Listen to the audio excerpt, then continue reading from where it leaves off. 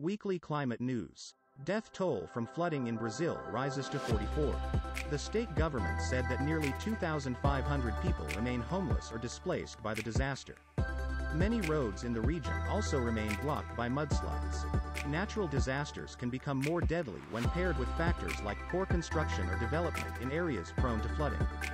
About 9.5 million people in Brazil are estimated to live in zones at high risk for flooding and landslides, many of them in impoverished communities with improvised construction. China province's top list of regions at risk from climate change. Home to more than 3/4 of the regions most at risk from climate change, with some of the world's most important manufacturing centers threatened by extreme weather. After China, the United States is home to the most at-risk areas.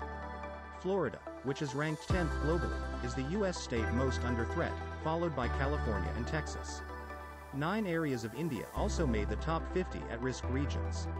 Other major economic centers in the top 100 include Argentina's Buenos Aires, Vietnam's Ho Chi Minh City, and Indonesia's Jakarta. Solar and wind saved €12 billion gas costs in EU since Russo-Ukrainian war. Accounted for 23% of total EU generation since the war began. This figure overtook the share of gas power 19% for the first time.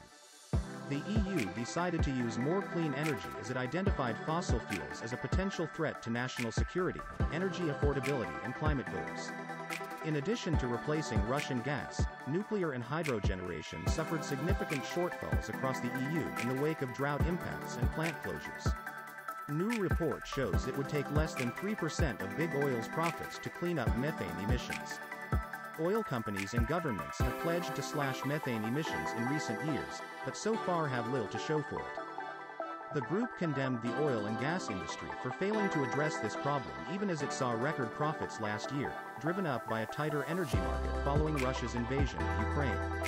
About 1/3 of the global warming to date can be attributed to methane emissions. Methane traps nearly 90 times as much heat as carbon dioxide during its first 20 years in the atmosphere. Global renewables investment hit record in 2022 but still lags goals. Across the world, $500 billion was invested in the industry.